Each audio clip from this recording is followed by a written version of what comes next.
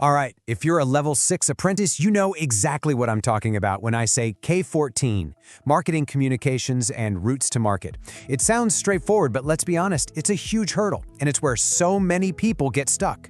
So in this explainer, we're going to break it all down, step by step, to get you from feeling confused to totally confident. Let's dive in. So, let me introduce you to Jody.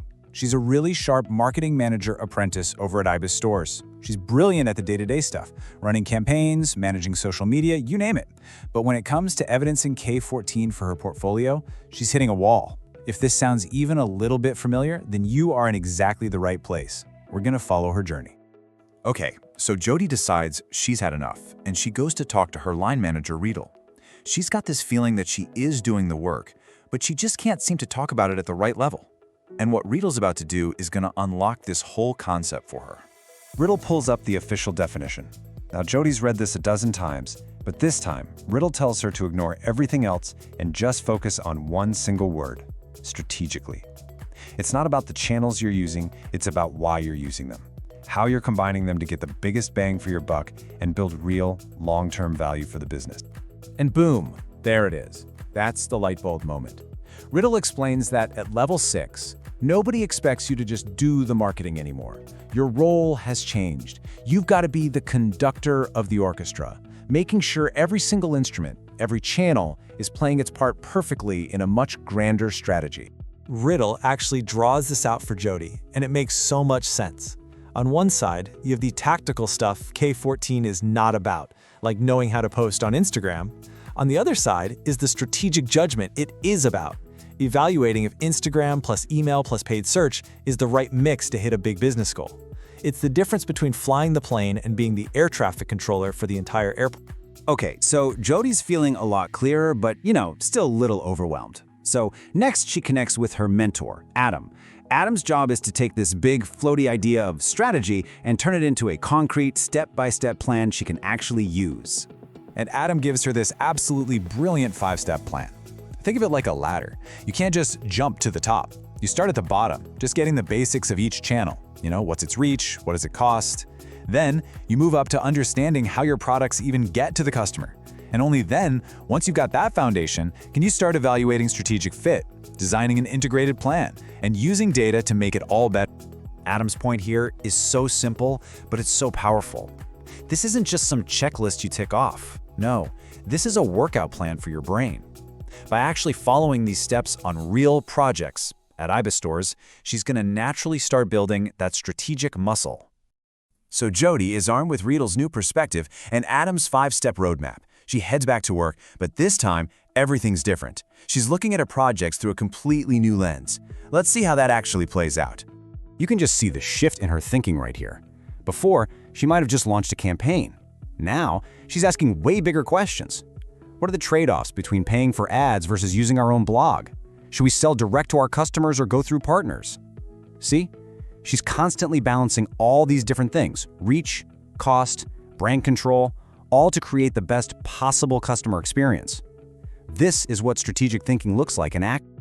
Jody is now feeling way more confident. She gets it, but there's one last crucial piece of the puzzle. She has to prove it, and this is where her coach, Olivia, steps in. Olivia's focus is laser sharp. How do you capture all this amazing new thinking for your portfolio on Aptem? I mean, this is the million-dollar question for every single apprentice out there, isn't it? It's one thing to know your stuff in your head, but it's a whole other ballgame to document it in a way that's going to make an assessor nod their head and say, yep, they've got it. Olivia gives Jody this list of concrete evidence types, and when you look at them, you can see a really clear pattern, right? It's all about rationale, strategy, and insight. You're not just submitting a screenshot of a cool social media post. No way. You're submitting the written reflection behind the post, the strategy document that guided the entire campaign, and the performance data that proves it worked. So this is absolutely crucial. Olivia really hammers this home. For every single piece of evidence, Jody has to explain why. Why did you choose this channel mix? Why did you pick that route to market? And most importantly, how did that decision help the business achieve its goals? That link, right there, that is everything. All right, we're at the final hurdle, the endpoint assessment, and specifically that professional discussion. To get Jody ready, Olivia starts doing some role-playing, hitting her with the exact kinds of tough questions she's going to face from a real assessor. So Olivia throws out a classic K.14 question. Now, the assessor here is not looking for a laundry list of channels, not at all. They're digging, they're probing for the strategic thinking, the trade-offs, the justification behind her choices. Now, just look at this answer. It's fantastic. Jody doesn't just say, oh, we used Facebook and email. No, she talks about balancing trade-offs, reach versus control. And then, the killer part, she links it directly back to a long-term business strategy. Now that is a level 6 answer. Here's another great one. The assessor wants to know that you're not just using fancy tools for the sake of it. They want to see that you're using them intelligently to make the business more efficient, more scalable. And again, what a brilliant response. She names the system, the CRM, she explains exactly what she did with it, better personalization, and then she ties it to clear business outcomes, more engagement, and cost-effective growth. She connects the tool to the action to the result. Perfect. So through this whole journey with her manager, her mentor, and her coach, Jody has gone through this amazing transformation. She's not just an apprentice who executes tasks anymore. She's become something more. Her entire understanding of K14, and really her whole role as a marketing manager, now just boils down to one single core principle. And this is it. This is the ultimate takeaway.